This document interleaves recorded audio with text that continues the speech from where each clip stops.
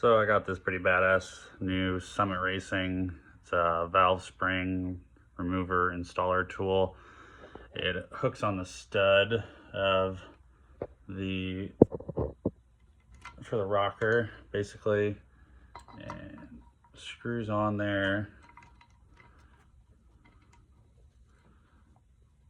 This thing is a million times better than the hand one. I thought I'd save a couple dollars, and I bought the hand one for like $5, where you like crimp it down by hand yourself. And that thing is worthless compared to this.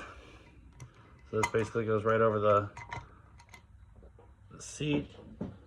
And you've got a extension arm here that goes down, and press.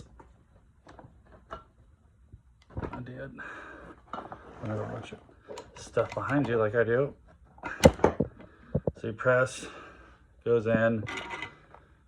These valves are springs on this head are just shot, so I have to like flip it over and tap them out. But basically, that's all there is to it.